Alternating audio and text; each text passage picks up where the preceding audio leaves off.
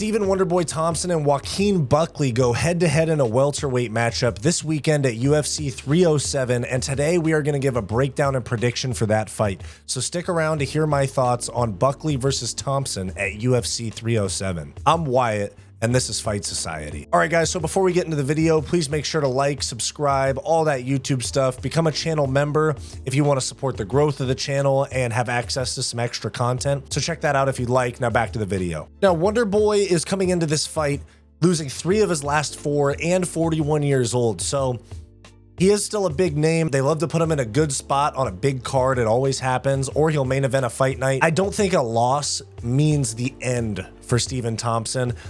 I think it just means he's got to fight more contenders, but a win, maybe Colby Covington, Kamaru Usman, Ian Gary, something like that. For Joaquin Buckley, this is a big deal. Like if he wins this fight, we're talking about a top 5 guy next. We're talking about a Sean Brady or a JDM, something like that. There's a lot of exciting matchups for Joaquin Buckley if he gets a win in this fight. Now, even though this is the biggest fight of his career, it's not going to be the biggest test of his career. I think that the Nursultan Ruzaboyev matchup was a lot harder for him. I think that Wonderboy is less explosive. Obviously, he's shorter and less lanky, so Buckley can close the distance more.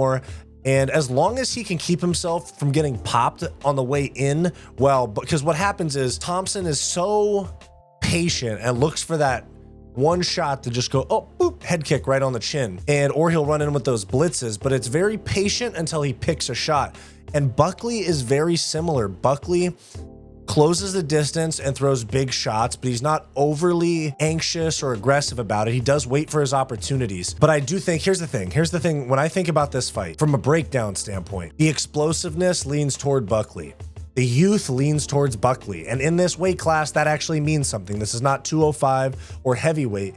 This is 170 and below. So the younger guy wins a vast majority of the time. I also don't see Wonderboy being super amped up for a fight with somebody that's not a prospect, but definitely not completely proven, a guy that's still looking to build his name and work his way up the rankings, whereas Thompson is a guy that's fought in main events, fought for world titles. Joaquin Buckley, this is the biggest opportunity of his life. He can call for a top 5 guy after this. So from a mindset standpoint, even though the moment might get too big for Buckley, he might get too excited and gas out. I think from a motivation standpoint, I have to lean towards Buckley. From a skill standpoint, they have vastly different skills, more of a power puncher and explosiveness on one side, and then very good technique and timing from Thompson. It's a very interesting fight.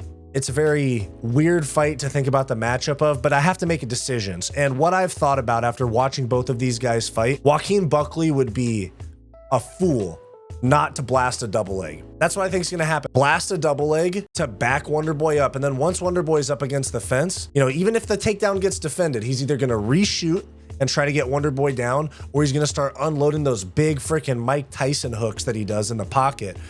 Against Wonderboy, who's taller, hands down, it could be a serious problem. And so I'm actually going to go out on a limb here. I am going to predict that Joaquin Buckley is going to viciously KO Stephen Wonderboy Thompson with a hook in tight. I think he's going to flatline him, and then Wonderboy might retire, but I think Buckley's about to show that he's him at 170. This is not 185 where he's shorter than guys, has to rely on the explosiveness or get out muscled. Like he's stronger than these guys at 170, and I think that that's going to play a big part.